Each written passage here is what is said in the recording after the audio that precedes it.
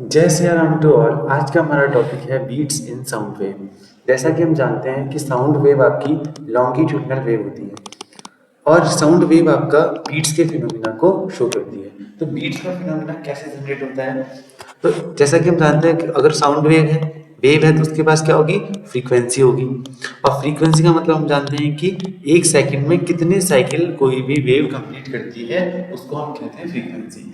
अगर हमारे पास दो वेव हैं, लेट्स से एक वेव जिसको हम जैसे वाई वेव की इक्वेशन आपको जानते हैं कि Y equal to A sine omega T minus K X. अगर इस वेव को अगर मैं कहूँ वाई वन वाली वेव है, एक है आपकी वाई टू वाली वेव। दो वेव है आपके पास और दोनों वेव के साथ क्या प्रॉब्लम है, मतलब की स्पेशल बात क्या है? उनकी स्पेशल बात यह है कि दोनों की जो फ्रीक्वेंसी है वो क्या है, आपका अलग अलग है। तो पहले वाले वेव को मैं लिख सकता हूँ ए साइन ओमेगा वन टी और दूसरी वेव को लिख सकता हूँ ए साइन ओमेगा टू टी। अब ये दोनों वेव एक ही मीडियम में ट्रैवल कर रही हैं, तो दोनों वेव एक ही मीडियम में ट्रैवल करेगी तो इनमें कौन सा वाला फिनोमिना हो सकता है? इनमें फिनोमिना हो सकता है प्रिंसिपल ऑफ सुपरपोजिशन लगा सकते हैं, जिसके आधार पर वाई इक्वल टू क्या हो जाता है? Y one plus Y two हो जाता है। दोनों इक्वेशन को हम सम करते हैं तो y इक्वल टू हो जाएगा आपका Y one plus Y two. यहाँ से बनेगा आपका a sine omega one T plus sine omega two T. अब आपको पता है sine A plus sine B का इसमें फॉर्मूला लगाया जा सकता है, तो बन जाएगा आपका y equal to A two sine A plus B by two into cos A minus B by two. क्योंकि ये क्या है, फॉर्मूला है आपके पास, क्या फॉर्मूला है? Sine A plus sine B equal to two sine A plus B by two into cos A plus A minus B by two. ये फॉर्मूले का हमने यूज किया। तो यहाँ से जो ये इक्वेशन बनी है, इस इक्वेशन को रीअरेंज करके मैं लिखता हूँ y equal to two A cos omega one minus omega two T by two into sine omega one plus omega two T by two. इतने पूरे पार्ट को मैं कहता हूँ एम्पलीट्यूड, ये वाला।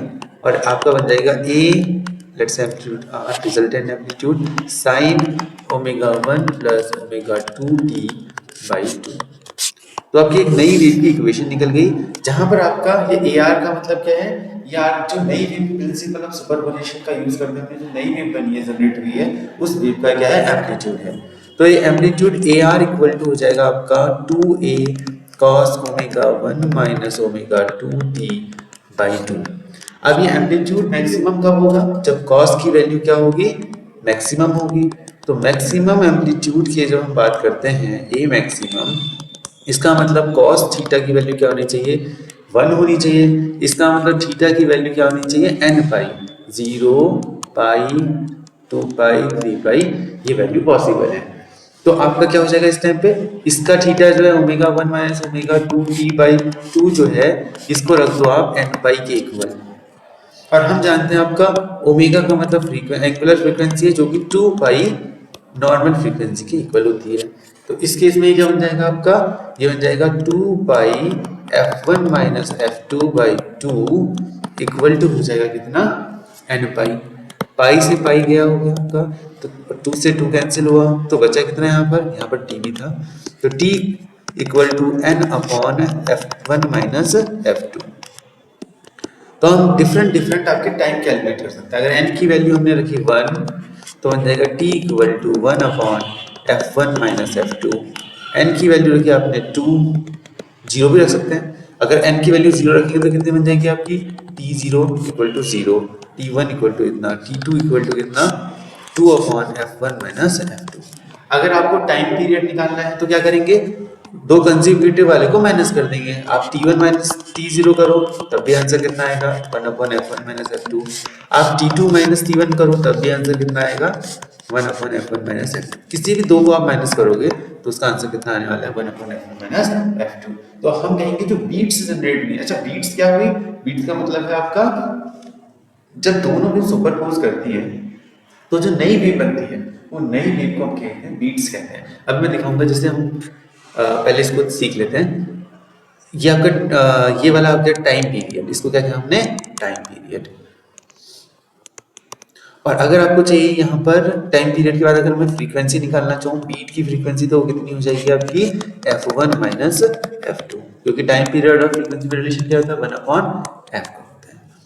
अच्छा देखो, जब हम कह रहे थे आपका बीट्स जनरेट हुई है तो कैसे जनरेट हुई है उनका थोड़ा ग्राफिकल रिप्रेजेंटेशन हम देख लेते हैं। तो जैसे ये आपका एक साउंड वेव है, ठीक है, ये एक साउंड वेव हम बना रहे हैं, एक साउंड वेव ये हो गई, एक साउंड वेव और होगी जिसकी फ्रीक्वेंसी इससे थोड़ी क्या होगी, डिफरेंट होगी, लेट्स से वो ये है, ये आपकी दूसरी।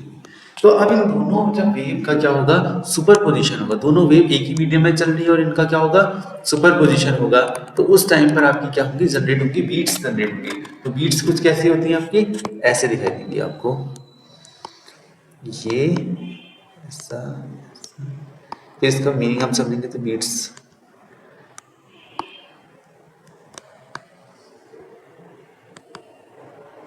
तो देखो किसी पॉइंट पे इसकी इंटेंसिटी क्या है, मैक्सिमम है, फिर मिनिमम है, फिर मैक्सिमम, फिर मिनिमम, धीरे धीरे धीरे करके इंटेंसिटी इसकी क्या हो रही है, बढ़ रही है, फिर घट रही है, फिर बढ़ रही है, फिर घट रही है।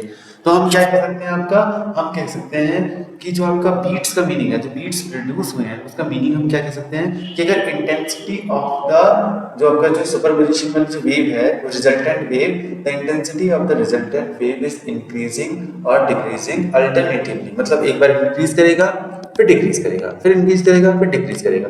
तो इसको हम क्या कहते हैं, इस फिनोमिना को हम कहते हैं बीट्स। और ये जो टोटल एक बना है आपका इंक्रीज और डिक्रीज, इसको 1 बीट कहेंगे, इसको 2 बीट कहेंगे, इसको 3 बीट कहेंगे।